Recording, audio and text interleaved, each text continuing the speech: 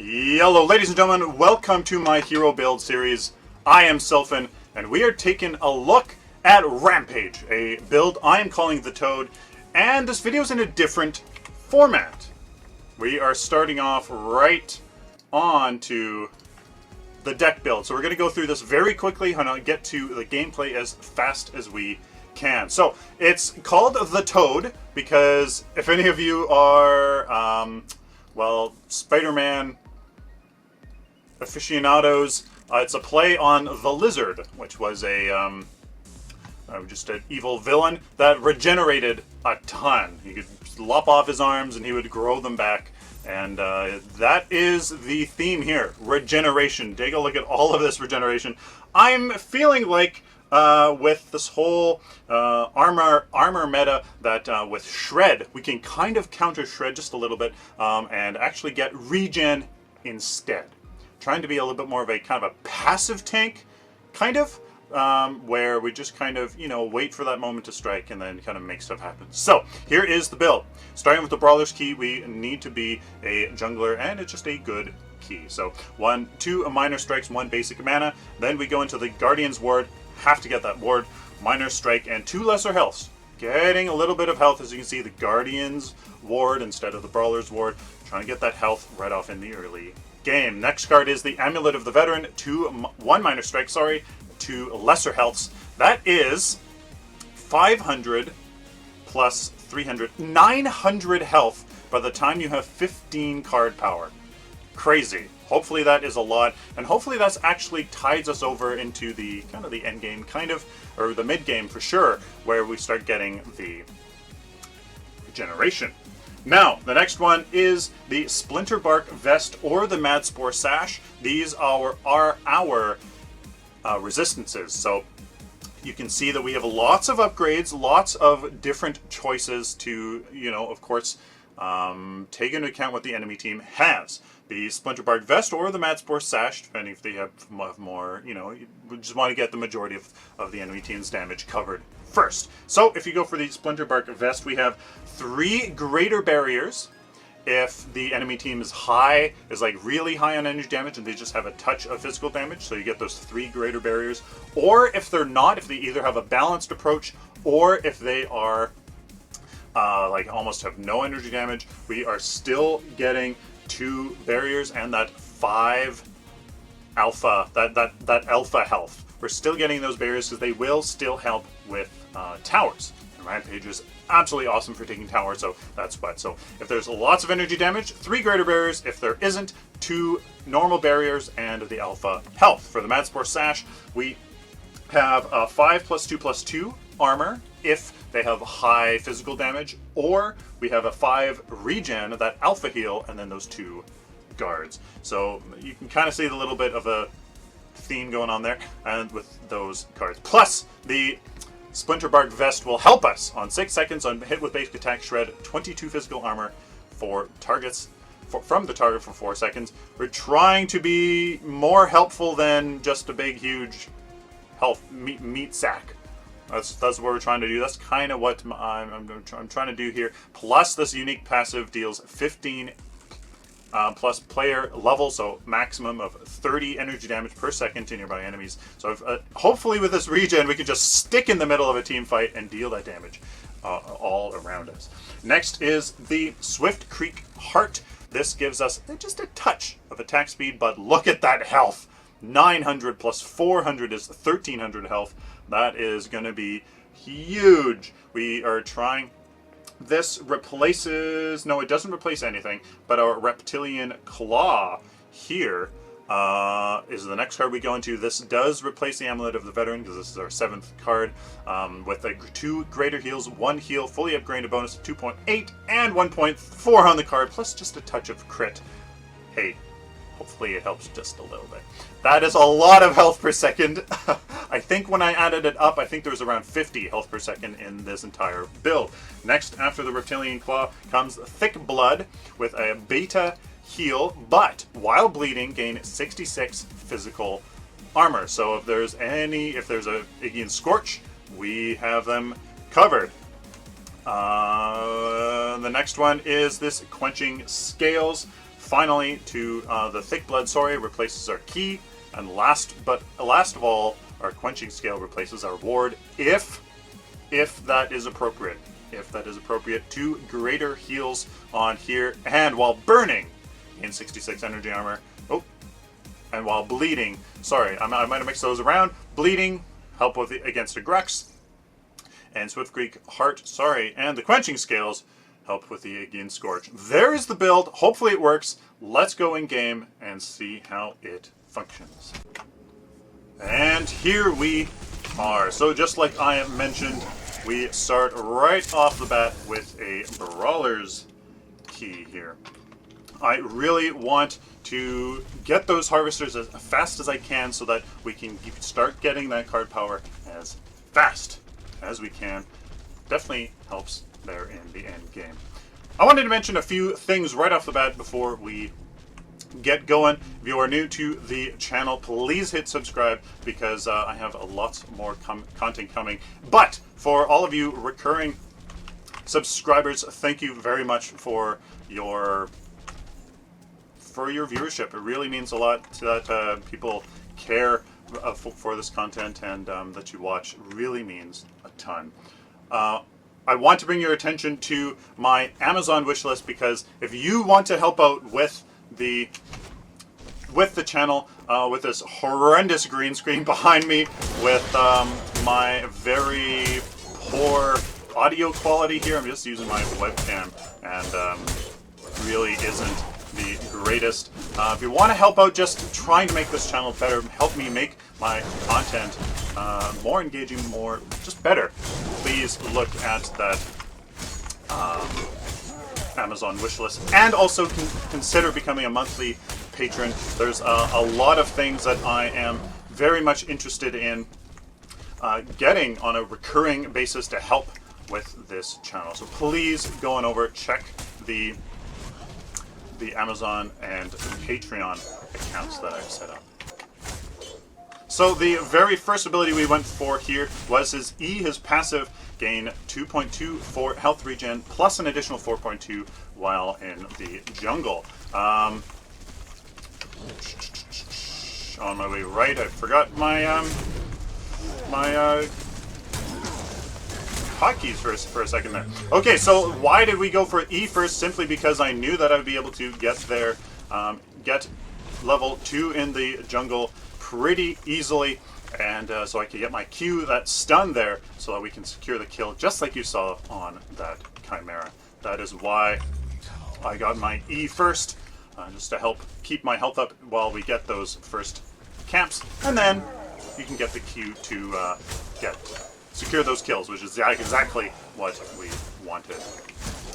His Q, though, is his Boulder Throw. It deals 63 physical damage and stuns heroes for 2 seconds. Enemy minions are knocked back. That knockback does not occur here in the jungle. I mean, Hail will give it a shot. As you can see, no knockback in the jungle. You can use that as a DPS boost in the jungle. The last ability we went with for, and gives me a lot of trouble anyways, Pounce. Leap, dealing 63 physical damage in the area that you jump to, or jump onto. It's tough. I always feel like I'm going to leap farther than I am, but then I don't, and then I want to leap just a little bit, and then I don't, and it's just a big pain in the rear end.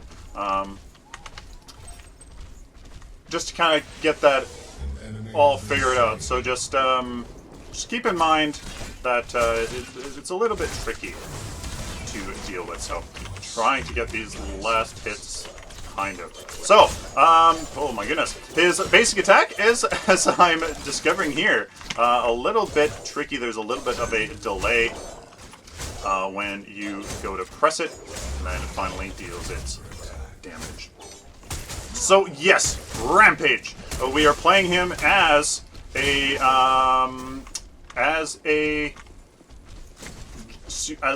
jungler, really, but as a very good rotation, secure the kill sort of hero. His Q does very nice work Obviously, with that stun for 2 seconds, you can really use it at a critical moment to stun the enemy. The thing that you do have to take into account, though, there's a delay. When he has to, it takes time for him to pick up his boulder. You have to be careful because there is that delay, and it can screw up. It really can screw up your game if you're trying to do something. So here's this Chimera. Let's stun him there, and there you go. I really didn't need the Q, but we used it anyways. All right, so 6 card power. I mean, really, we can go back already, and arguably I actually should have helped secure that kill on that Murdoch, but I did. Ooh, somebody's in our jungle. So the next card next upgrades we're going here is the Brawler's Key into the Guardian's Ward. We can definitely start using those wards to help our friendlies there in lane, provide them vision so that they can stay safe against enemy roaming heroes. So here we have a let's see if I can land it. Oh, here would be an opportunity in the late game for me to jump in there and get that Grim. Wow, come back from holidays and I can't speak a damn. But I'm not doing that now simply for one reason. Your ultimate, which was the last ability we got here, Enraged, gain 50 health per second, health regen, instant boulder throw, and increased bounce to range. So when you push your Q, it happens instantly, instead of you have to hit it and then throw it. And your leap, you go miles into the air, and yeah, make a lot happen. But it only gives you 50 health regen, and here in the early game, that isn't enough, ladies and gentlemen, to tank a tower.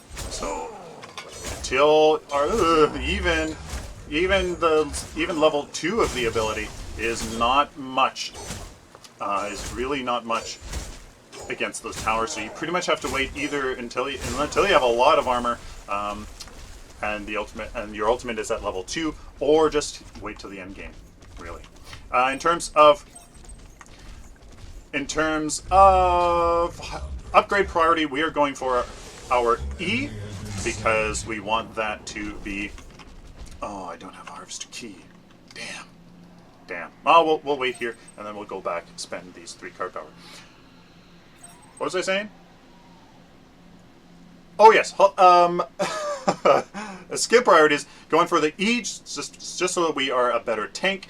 Next into our Q, because that decreases the cooldown, that it has, and also increases its damage. We're gonna go back, spend these 3 card power, fully upgrade that Guardian's Ward, and let's see if we can try to help out these people in the mid lane here. Hopefully I get there in time. Alright, we are being a little bit aggressive here. Ooh, damn, wasn't able to secure that kill there. And that Murdoch. We certainly would have been able to secure that kill and then probably bait some other enemies to come over. But it is the 9 minute mark. Wow. And that means that this Harvester here at Ore Prime is, oh, I haven't seen that before. Freaking awesome. Yes. Awesome. 9 minutes, that does get open, and then you have to remember that. So here we go. I can try to. Let's stun this Greystone. He does probably have his ultimate, so not much really. I'm not too worried about that. Let's leap here onto this Greystone. At least get his ultimate to go off. But you know what? I'm okay here. What you need to think about though is use your ultimate here before you are at half health. And there we go. I think I can take them down. Can I? Oh! Almost had my leap. 2 for 1 though. That was worth it. That was worth it indeed. And hopefully we get this left tower. Do we? Ooh, very close. So that was definitely worth it. You saw that my leap was leap, pounce.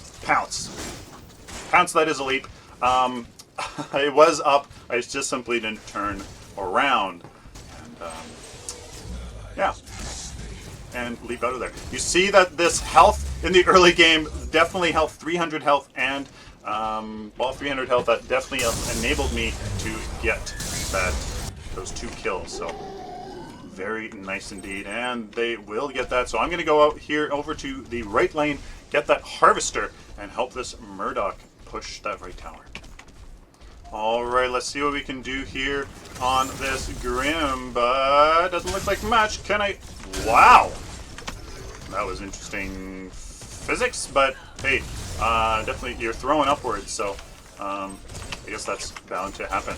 So you're always trying to rotate, ladies and gentlemen, trying to use that Q, use that stun as well as you can. Hey! What the? Oh, there he is. That was very strange indeed. Let's see if we can... Not sure exactly what this Greystone's doing. Hello. That's fine. That's fine. I'm okay with that. Oh, now we have to also, because if I want to... there's that leap that goes too far. And I'm not sure how you cancel it early. So I have to want to peel for my... Can't peel though. I have 3 seconds left. 1 second. Stupid thing. Okay, well, 1 for 3. Definitely able to do a good job there. So let's see. Hello. Ow, my goodness, no! There we go. Okay, let's see what we can do here. Let's do this. Ooh. Oh my god! Oh, I suck! Oh, come on. Where's the war? There it is. We're going on a wild goose chase. They're going on a wild goose chase. Probably going to... There we go. Oh, man. No more wards. Alright, she took us on a wild goose chase and was very successful, so... Dang it, dang it, dang it, dang it. Not able to secure those kills whatsoever. But we did get 3-4-1 there in that engagement. Alright, coming in from behind on this Grim. If he isn't careful, I think he's going to get the tower, though. Yes, he is, but he should be dead here. If I can just keep him in range of this Murdoch, he should be alright. Oh, come on, Murdoch. Oh, well. That's okay. Let's see if we can cut him off here in the jungle. Let's see. Let's put a... Oh, no wards! And I think that has disabled this pick here. So we're kind of running around wasting our time, but that's okay. Still have 6 card power here. 16 minutes. And ooh, this... Yep, there we go. Look at that Kalari. Fantastic. Oh, that Kalari is definitely doing a very high damage build here. 18 card power, just like us. So next, going into the Amulet of the Veteran here in slot 5. 3 points. There we go. There's all of that. Fully upgraded bonuses. That's what I like to see here. The first 3 cards, all with 1 point upgrades, getting as much power from these cards as possible. Okay, so we have... Oh my goodness. We have a... Pushed up here. Well, I was going to showcase there if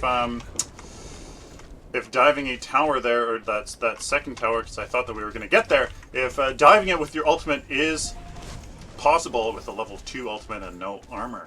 So I'm definitely trying to see that, but let's see what I can do here with this Kalari. Oh my goodness, I wanted to place a ward, but then I didn't have one, and then I... God.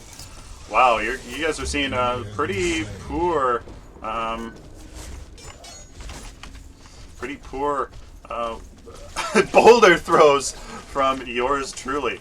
So, just trying to be there for my teammates here. The Seeking Scorch has been taken out by this Kalari quite a bit. So trying my best to... here she is. Hello. Oh, kaboomy! and you'll be able to get chunked nicely. And I did catch her out of her this, so let's use this here. Let's keep going just like this. Should be able to take out that Kalari. Let's try to body block this. Nope, but there we go. There is that health regen being very, very nice indeed.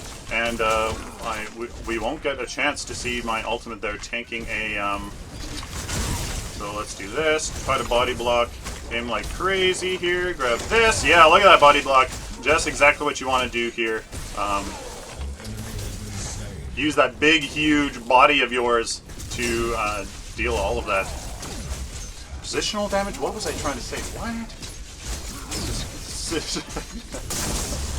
Yeah, just try to get in their way, because it works really well on a hero that is so big here. So, yeah, so whoa, what's happening here? Oh, come on. There we go. Okay. So we do have the black buff. I'm definitely not going to retreat when I have the black buff, and I can get even just a few shots here off on this tower. I just want to get a few shots here on this here. I'm going to. I think this is worth suiciding for sure. So I'm just going to do this. I'm going to go off, and I'm probably dead here. But take that, Kalari. Take that. Come on, die. Yeah. So that's definitely worth the suicide there. Got almost that inhibitor down. Almost that inhibitor down. So that was definitely worth that. So now we go into our Splinterbark Vest or our Mad Spore Sash, but we have to take a look at the enemy team. Physical, energy, physical. 3 physical heroes. We are definitely doing physical. So it looks like that Greystone's actually seed, however. So let's go for energy, actually. Let's go for energy. So this is the Splinterbark Vest. Now we... how much physical damage does our team do? Does myself? And just Chimera. Alright, so when I'm with Chimera, I'll have to remember to use my 1 so I can shred physical armor from the enemy team, enabling myself and a Chimera to deal additional damage. So we're going to go here, the Mad Spore Sash and the Splinterbark Vest, to get that resistances, those armor and barrier against the enemy team. So this Kalari here is on this left lane, but I'm going to have to work my magic here and make sure that I use my boulder right when she jumps. There we go, just like that. And that's exactly what I want to see here against this Kalari. She has no way of getting away, and she is dead. She should be dead anyways. There we go, baby. There's a 1v1 versus a Kalari. Black buff. Very good job by this Kalari. Shout out to Sephmore for a wonderful gameplay, and yeah, great build too. She's doing a lot of damage, so it's very nice to see. I think I'm too late, ladies and gentlemen. Yes, I am. Yeah, I'm too late there. Bacon Scorch is a very nice build. Holy smokes, come on! Oh dear. Let's see if I can do anything with this. Very nice. So I do have this black buff, and let's see if let's see what I can do. Actually, let's be super stupid here. Let's yeah, okay, that was really stupid.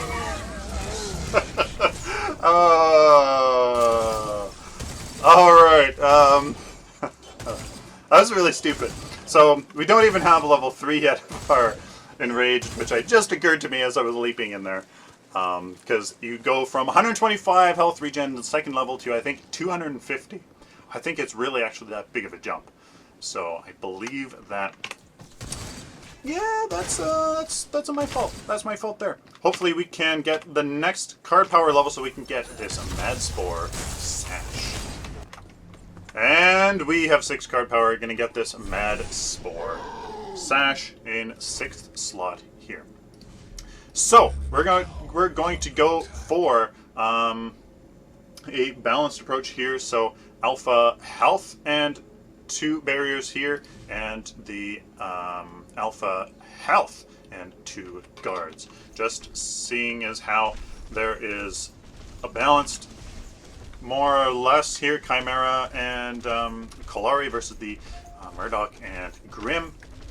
Balanced approach here calls for 2 times normal barrier and the 5 health on the Splinterbark Vest, and the 5 regen and 2 and 2 barrier on the Madspore Sash.